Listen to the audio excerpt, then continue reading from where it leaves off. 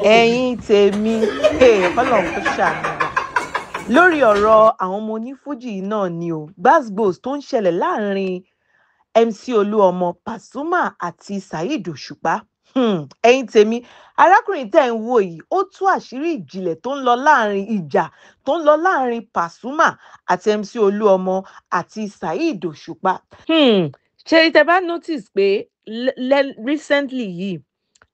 Saheed Òṣùpá àti MC Olúọmọ la máa ń rí àtúrígbà tí Saheed Òṣùpá gan lọ kí MC Olúọmọ ní ọ́fíìsì wọn l'Ábùjá.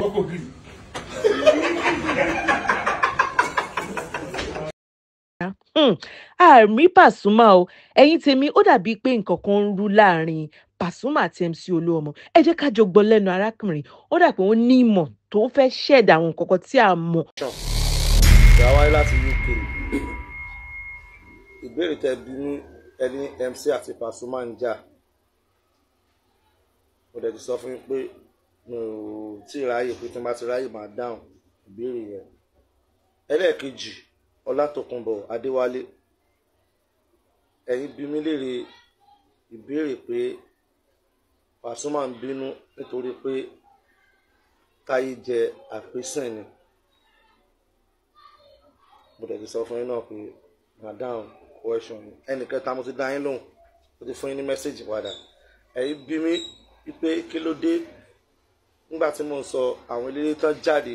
tí mo wọlé rí tí mo lọ fi Táyé sí nọ́mbà 4 Rẹ̀mí Àlùkò ńkọ́ mo ti mẹ́sẹ̀gì sí mi ní dáhùn ìbéèrè yìí lónìí àdáhùn yẹn ń jọ mi àwa lẹ́nu iṣẹ́ ṣe rí lórí ọ̀rọ̀ MC àti Pasuma odò tí ó kojú everybody fún ni èèwọ̀ ni Pasuma àti MC ò lè jà wọ́n lè ní misunderstanding wọ́n máa yanjú ẹ̀. oríṣìí tó yẹ kí n sọ bẹ́ẹ̀ ni pé láti ayé Ọlọ́run wà ẹ má jẹ́ ká mọ̀ láti jìnnàjìnnà ẹ jẹ́ á mọ̀ láti ayé Ọlọ́run wà láti ayé Ọlọ́run wà ni Pasuma ti gbé MC rú kan pátápátá àtìgbà yẹn ló ti Pasuma ti máa sọ pé àwa ló kàn state chairman MC Musiliu ló kàn látàrí Ọlọ́run wa wọ́n rántí dáadáa Pasuma lọ ṣó kan ní Kétu lọ́dọ̀ àwọn Prestige Gua láyé Àgbẹ̀dẹ bàbá Àgbẹ̀dẹ Tajudeen Pasuma wá wà lórí stage lọ́dún yẹn Pasuma wá sọ pé àwa ló kàn ẹ̀ṣọ́ àwọn ẹjẹ́kẹ́ lómi jẹun state chairman Lagos State àwa ló kàn nígbà yẹn wọ́n lé Pasuma pa first stage lẹ́nìbọ̀dì pa wọ́n ṣe àwọn èèyàn léṣe lọ́dún tí mo sọ àìmọ̀ iṣu bẹ́ẹ̀ tó tóbi mẹ́ta ẹjọ́ ìwọ tó bá lórí ọ̀fẹ́ tó bá lè bá mi ṣe àfídíò yìí ó dọ́dọ̀ Alhaji Musiliu ọmọ Akínsọ́yà MC Musiliu tó lórí ọ̀fẹ́ àti ìjọba mi ṣe rẹ̀ ò ní fọwọ́ rẹ̀ gbọ́mọ sí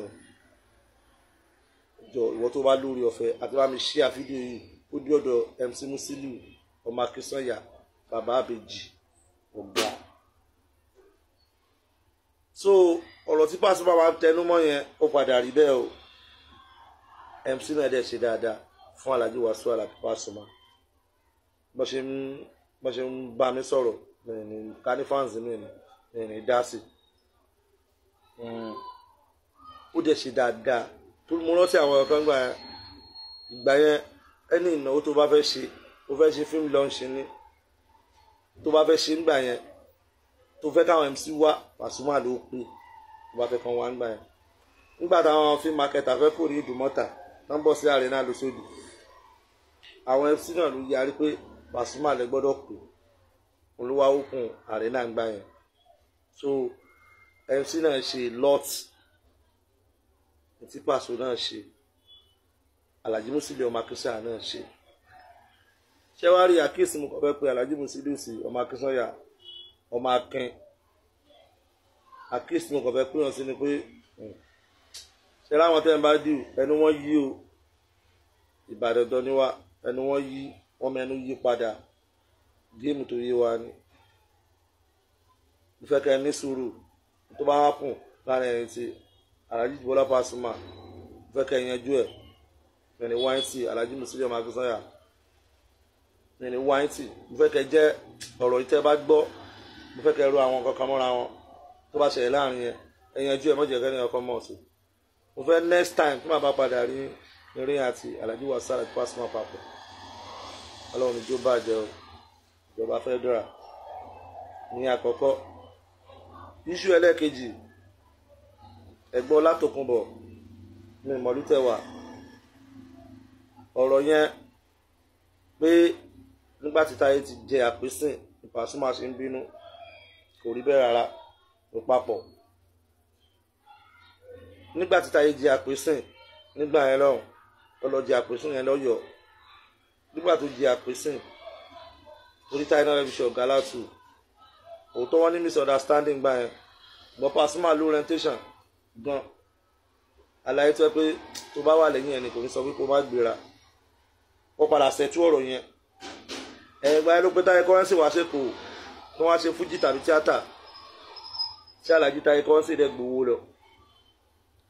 odidi owó oríkísẹ́ẹ̀tì yẹn tà lọ́dún yẹn gan fújì tàbí tíátà Táyé ti ń jẹ́ àpèsè gbogbo yẹn àìmọye tó jọ ṣe pọ̀ lẹ́yìn ìgbà ni bàbá àti ṣé àwọn fọmọ wọ́n jọ lọ Mẹ́kà papọ̀ lẹ́yìn ìgbà tó di àpèsè kò ń ṣe ọ̀rọ̀ àpèsè lóde ọ̀rọ̀ lẹ́dà ló dájà lẹ̀ láàrin wọn. ẹni Táyé bá ti fẹ́ ṣe láìfù míì kó dúró ti máìkì kó mú máìkì lọ́wọ́ kó fi máìkì búra pé ọ̀rọ̀ yìí irọ́ ni. Alhaji Táyé Currency ó sọ fún Alhaji Wasiu Alabi Pasuma pé kò gbọdọ̀ ran lẹ́dà lọ́wọ́ pé lẹ́dà máa ń yájú sóhun nìbàdàn kò kí ń respect òun. bọ́ gẹ́gẹ́ bẹ́ẹ̀ ṣe jọ wà tọ́jú jọ súnmọ́ra wọn ọ̀gá sọmọṣẹ́ Alhaji Pasuma wọ́n gbà sí Alhaji Táyé Currency lẹ́nu nígbà yẹn àwọn náà fẹ́ ẹ̀kú lẹ́dà wọ́n fẹ́ dá sí táìmù kan ti wà tẹ́ pé lẹ́dà gan wọ́n máa ń fẹ́ tẹ̀ láti pe Alhaji bá wa sí ṣùgbọ́n gbóòyà lẹ́dà náà tún ti àwọn kan mọ́lẹ̀ gé Alhaji Pasuma wá pe Alhaji Táyé Currency pé gbogbo tó bá wà ń bẹ̀ wọ́n jẹ́ káwọn yọjú ìjà yẹn wọ́n try rẹ̀ wọn ò rí ṣe kó tó di pé Alhaji Pasuma wá decide lọ́kàn wọn pé àwọn máa fún lẹ́dà ní pass tẹ̀sẹ̀ wá lẹ̀ pass fún Alhaji Táyé Currency gangan ló dógun lẹ̀ o kí ló fi dógun lẹ̀ ẹ rí i pé tó bẹ̀rẹ̀ ọjà yìí gangan ni pé Alhaji Táyé ó ní àwọn olórin kan ti kọpí ara wọn rí pé Pasuma náà kọpí Òbísírì rí n tó yé wa ni ó sì mọ̀ pọ̀rọ̀ yẹn máa dá ọ̀họ́ òlẹ̀ ó fọ̀rọ̀ yẹn gbogbo ni torí a bá ń sọ fún yín is either you take it or not ẹni gbà torí áàpù yìí ẹlòmíì ò mọ nǹkan kan òun kàn ń bọ́ sórí áàpù ń sọ̀rọ̀ ni ò mọ anything nípa fújì wà kàn bọ́ sórí áàpù wà máa sọ̀rọ̀ òun wá followers irú wa ti kú lẹ́nu tó wá followers lórí áàpù àwa náà níṣẹ́ tiwa tá à ń ṣe lọ́wọ́ àlùwò gbẹ̀bí òpá wa both Pasuma ni ẹni eléré